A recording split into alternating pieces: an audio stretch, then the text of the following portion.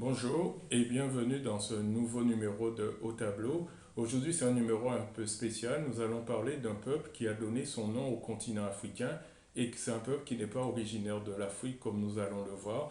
Donc, il s'agit du peuple berbère qui se retrouve, qui se trouve actuellement dans le Maghreb, en Afrique du Nord, notamment en Égypte, en Libye, en Algérie, en Tunisie, au Maroc, etc.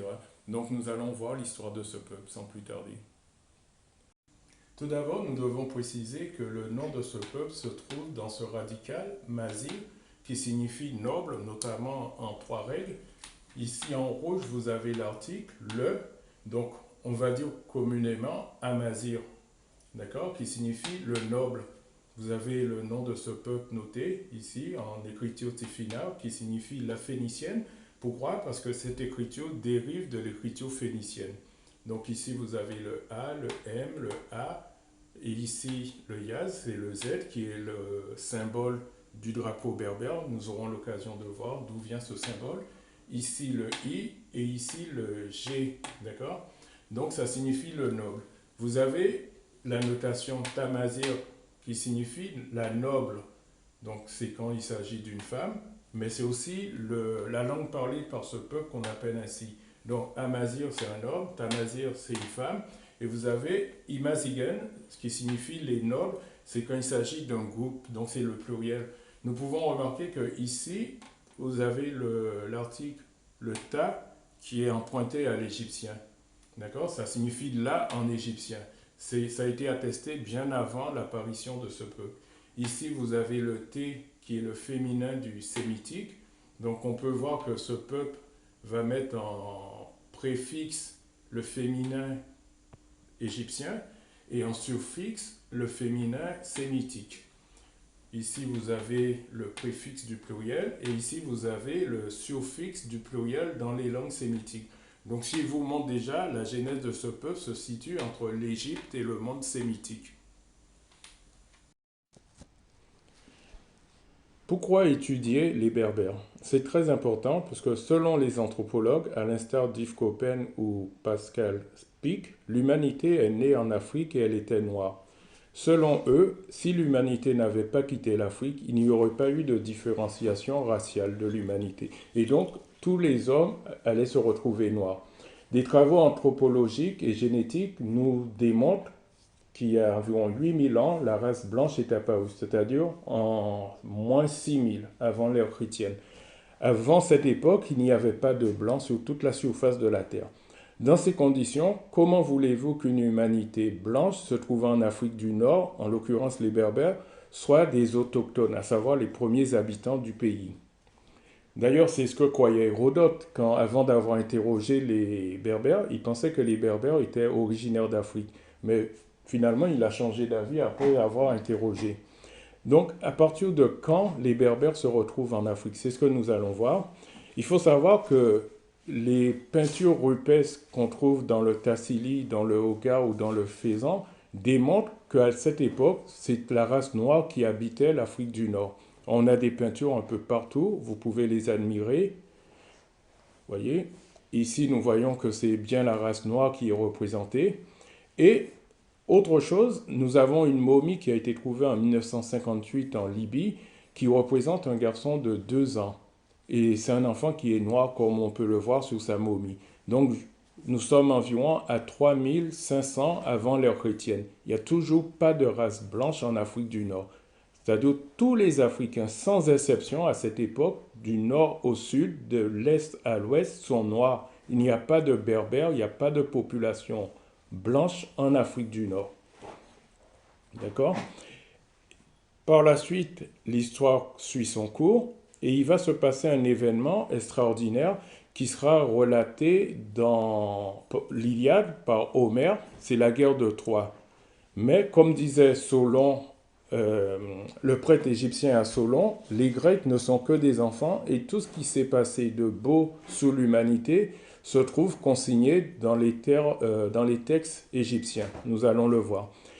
Il faut savoir qu'il s'est passé ce qu'on appelle l'effondrement de Santorin. Nous sommes à la fin du XIIIe siècle, mais depuis sous le règne de Ramsès les peuples ont commencé, les peuples du Nord, à attaquer l'Égypte. En l'an 5, il y a eu une guerre contre les Hittites. On a signé un traité de paix en l'an 21. Donc Ramsès II était quelqu'un de très fort. Donc ils se sont dit, on ne va pas attaquer l'Égypte sous le règne de Ramsès, on va attendre. Parmi les prisonniers que Ramsès a fait, vous voyez, il y a ce qu'on appelle les lébous. Le mot lébou qui va donner libyen, Libye, qui sera le nom de l'Afrique, ça vient de la langue égyptienne, ou même en wolof, lib, qui signifie insensé, des gens qui sont un peu fous, parce qu'il fallait être fou de toute façon pour attaquer l'Égypte. Et parmi ces peuples, il y en a un que son nom se trouve marqué en égyptien, les Méchouès. Les Méchouès, c'est la vraie prononciation du mot que nous avons vu, Mazir. Donc c'est la première représentation de ce peuple sous Ramsès II. On va attendre la mort de Ramsès et tout de suite après, son fils Meremta va prendre le pouvoir. À ce moment-là, il y aura une coalition des peuples du Nord. Vous voyez, et on a la stèle de Menefta qui montre ce passage de l'histoire. Tout est relaté. Nous avons le nom des peuples qui ont attaqué l'Égypte. Vous voyez, on a les Pélécètes, les Philistins, les Sardennes. C'est des gens qui viennent de l'île qui est juste en dessous de la Corse. Les Sékélès, les Siciliens, donc des Italiens, les Aquèches, les Achéens, des Grecs, des Lucas, des Lyciens en Turquie, et des Tourèches, ce sont les Troyens. Vous voyez, cette coalition a été matée par le pharaon Meremta, mais ils n'ont pas pour autant fait demi-tour. Ils ont recommencé à attaquer l'Égypte à plusieurs reprises. Homère nous dit que la guerre de Troie, le siège de Troie a duré 10 ans. Vous voyez, une guerre 10 ans avant de pouvoir prendre cette ville. Pendant tout ce temps aussi, ces peuples du Nord, les peuples de la mer, attaquaient l'Égypte. Et sous le pharaon Ramsès III, nous avons aussi le document Médinéabou, on voit que ces peuples attaquent et finalement le pharaon Ramsès III donnera l'autorisation, la permission à ces peuples de s'installer en Canaan et en Afrique du Nord. Et c'est à ce moment-là qu'apparaissent ce qu'on va appeler forcément les Berbères. Donc, vous voyez, ce n'est pas des peuples qui sont nés en Afrique, mais des peuples qui sont venus en Afrique. C'est-à-dire qui ont fui les îles de la Méditerranée pour s'attaquer à l'Égypte. Et finalement, on leur donne la permission de s'installer vers 1200 sous Ramsès III.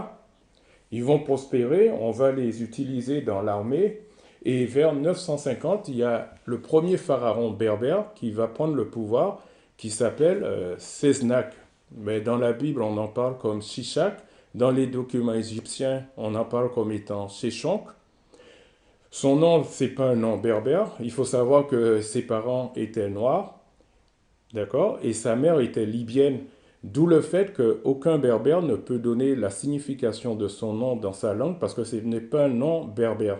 C'est un nom qui est africain et Shishonk, c'est tout simplement Sisonko qu'on va retrouver aussi sous sa variante Sissoko. C'est pour ça que dans la Bible, on va dire Shishak. Et dans les documents égyptiens, on va dire Shishonk, Sissoko, Sisonko. D'accord? Et lui, il sera considéré comme étant le premier pharaon berbère. C'est à partir de son règne qu'on va débuter le calendrier berbère, parce qu'on a fêté récemment, le 12 janvier, les 2970 ans du calendrier berbère. Et à partir de là, ce qui va se passer, quand les Français vont attaquer l'Algérie, tout d'abord, ce que je dois vous expliquer, c'est à l'époque d'Hérodote, les Libyens, c'est-à-dire les ancêtres des Berbères, ils ont attaqué le peuple noir qui habitait le Maghreb. Donc ils donnaient la chasse, Hérodote nous le dit, dans Histoire chapitre 4, passage 183 à 189, que des Libyens montés sur des chars tirés par 4 chevaux expulsaient les Éthiopiens, c'est-à-dire les Noirs d'Afrique du Nord. Nous avons une représentation de cette chasse qui va procéder au blanchiment de l'Afrique du Nord. C'est à partir de ce moment-là que les Berbères deviennent majoritaires. Ils ont expulsé les Noirs de leur pays. Et beaucoup plus tard, à l'époque romaine, on voit, ils ont une déesse qu'ils appellent Ifra, qui signifie caverne, grotte. Et c'est à partir de là que le continent africain sera appelé Afrique par rapport au nom de cette déesse Amazir. Dans les années 1940 apparaît le mouvement berbérisme visant à l'indépendance de l'Algérie qui était colonisée par la France et au rétablissement de la culture amazigh. En 1962, c'est la guerre d'Algérie. L'Algérie procède à son indépendance et des intellectuels franco-kabyles comme Ramani Abdelkader, Anouz Bet Saïd, Naroun Amar, pour ne citer que ceux-là, vont réfléchir à définir une nouvelle identité. Vous savez bien, quand vous avez été colonisé, vous avez besoin de vous redéfinir en tant que peuple. Et en 1966 à Paris, ils vont fonder ce qu'on appelle l'Académie berbère. Donc c'est à partir de ce moment-là qu'ils vont récupérer ce qu'on appelle l'écriture phénicienne, l'écriture tifinagh, qui deviendra l'écriture berbère. Ils vont aussi récupérer, c'est en 1970, Morand Arab Bessaoud, membre de cette académie berbère, va composer le drapeau berbère en prenant ce qu'on appelle le signe Yaz, le Z que vous voyez sur le drapeau berbère. Ben, contrairement à ce qu'on pense, ce n'est pas un signe berbère. C'est à partir de cette époque, en 1970, que les berbères vont récupérer ce qu'on appelle le masque dogon que vous voyez ici, le kanaga. Vous voyez, c'est un symbole africain millénaire. En 1980, Ammar Negadir, un ex-membre de l'Académie berbère, va fonder le calendrier berbère.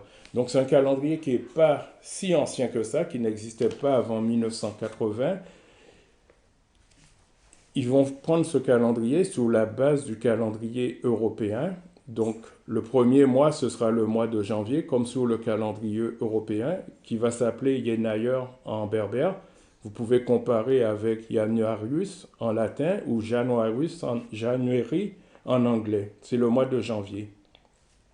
Donc, évidemment, comme ce qui se passait, c'est-à-dire le fait de se réclamer de culture amazigh, ça ne plaisait pas au gouvernement algérien qui était pour l'arabisation. Donc, l'Algérie va faire pression sur la France de façon à obtenir la dissolution en 1978 de l'Académie berbère. Donc, comme nous pouvons le voir, les Berbères ne sont pas des autochtones en Afrique du Nord. C'est des peuples dont nous pouvons retracer l'histoire. Et d'ailleurs, il y a des tests génétiques qui prouvent que ce peuple se retrouve apparenté au peuple du bassin méditerranéen. Donc voilà l'histoire des Berbères. Et ça nous permet de comprendre aussi que l'Égypte a bien été fondée par des peuples africains. Voilà, c'est fini pour aujourd'hui. Vous pouvez retrouver Pierre Nilon pour des cours beaucoup plus développés sur ce sujet comme sur bien d'autres. Pour cela, il faut vous inscrire sur la barre d'information de la vidéo et surtout, n'oubliez pas de vous abonner à la chaîne Nouvelle Afrique et d'activer la cloche de notification pour recevoir les nouveautés tout de suite. N'hésitez pas à partager en masse et surtout à liker. Merci.